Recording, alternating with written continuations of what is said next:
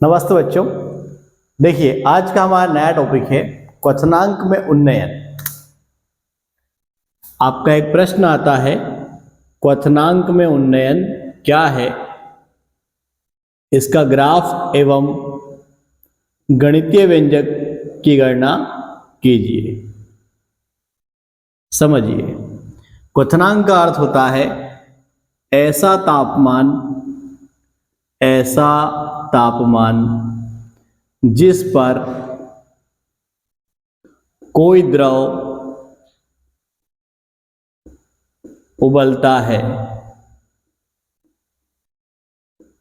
उदाहरण है हमारा जल का जो क्वथनांक है वह होता है हमारा 100 डिग्री सेल्सियस। लेकिन यहाँ बात केवल क्वथनांक की नहीं है, यहाँ बात है क्वथनांक में उन्नयन की। उन्नयन का अर्थ होता है बढ़ोतरी। अब हमें क्या करना है कि जो हमारा द्रव है इसमें आपको ऐसा पदार्थ मिलाना है, अर्थात यदि इस द्रव में कोई अवाष्पशील विलय मिला दिया जाए, अवाष्पशील विलय मिला दिया जाए, जिससे क्या हो, जिससे अब पहले हमारा ये द्रव था, मतलब विलायक था, आपने इसमें विलय मिलाया तो यह विलयन बन गया, जिससे विलयन का क्वथनांक बढ़ जाता है, क्वथनांक बढ़ जाता है। अर्थात जो आपका जल 100 डिग्री सेल्सियस पे उबल रहा था पहले, अब वो अवाष्पशील विलय मिलाने पर क्या होगा, उसका क्वथनांक हमारा बढ़ जाएगा, वो 100 से अधिक तापमान पे उबलेगा। तो यह क्रिया क्वथनांक में उन्नयन कहलाती है। क्वथनांक में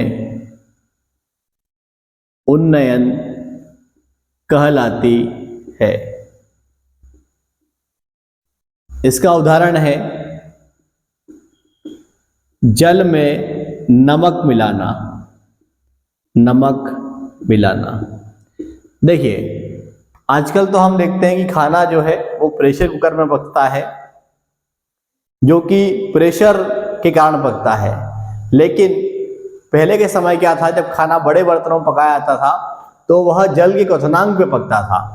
अर्थात जैसे जल है आपका, उसका जो क्वथनांक है वो 100 डिग्री सेल्सियस है।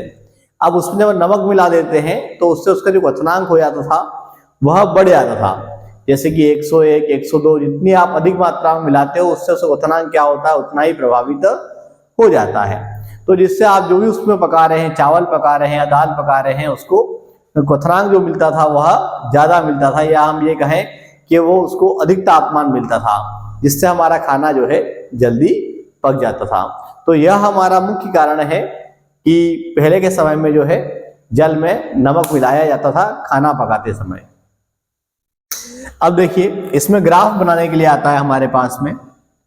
तो ग्राफ में क्या है, इधर की ओर आपको लेना है तापमान, इधर की ओर आप ले लीजिए वाष्प दाब। अब इसमें वापस से वही मानना है आपको, माना कि कोई तापमान क्या है हमारा, जिसपे हमारा द्रव क्या होता है, उबलता है। तो मान लिया हमने क्या है, तापमान वह T है। अब जब यह उबलेगा तो आप जानते हैं कि उबलने पर जो द्रव है वह वाष्प अवस्था में प्राप्त हो जाएगा। अब वाष्प अवस्था में वायुमंडल में भी क्या है, हमारी गैसें हैं, तो दोनों की एक ही अवस्था हो जाएगी, अर्थात दोनों का जो दाब है वह भी समान हो जाएगा। तो जब भी कोई द्रव उबलता है तो उसका जो वाष्प दाब है वह एक वायुमंडलीय दाब के समान माना जाता है।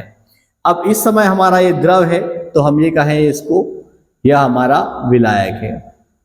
अब हम आगे बात करते हैं, इस द्रव में हम क्या मिला रहे हैं, कोई अवाष्पशील विलय, जिससे क्वथनांक क्या हो जाता है हमारा, बढ़ जाएगा।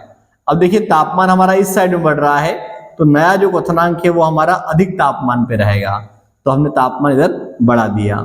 अब आपको पता है कि यहाँ पर ये फिर उबलेगा, जो हमारा विलयन है, तो इस समय जो इसका वाष्प दाब है उबलने पर फिर से वही एक वायुमंडलीय दाब के बराबर हो जाएगा। तापमान हमारा प्रारंभिक तापमान T1 मान लीजिए, अंतिम आप इसको T2 मान लीजिए। तापमान में जो हमारे यहाँ परिवर्तन आया है T2 माइनस T1 बराबर हो गया हमारा डेल्टा T, और क्वथनांक इसलिए B। तो क्वथनांक में उन्नयन को डेल्टा TB के द्वारा क्या है दर्शाया जाता है। अब प्रयोगों द्वारा क्या देखा गया है कि क्वथनांक में जो उन्नयन होता है वह विलयन की मूललता के समानुपाती होता है। समानुपाती के चिन्ह को जब हम हटाएंगे तो क्या होगा, हमारा यहाँ पे स्थिरांक लगेगा, ये हो गया हमारा यहाँ पे m। अब फिर delta TB is equal to हो जाएगा हमारा KB।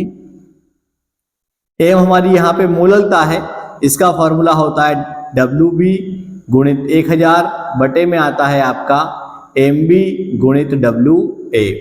अब इस प्रश्न में आपको विलय के अनुभार की गणना करने के लिए आती है, तो जो आपको ज्ञात करना है उसको आप इस तरफ ले आइए, बाकी को आप इधर क्यों ले आइए। तो आपका हो जाएगा MB बराबर KB गुणित WB गुणित 1000। अब ये सामने है तो सामने से आपका यहाँ पर बटे में जाएगा डेल्टा TB गुणित WA।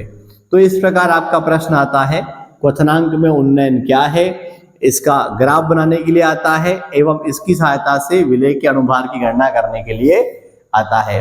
ये प्रश्न कई बार आपके MP बोर्ड में पूछा जाता है। धन्यवाद।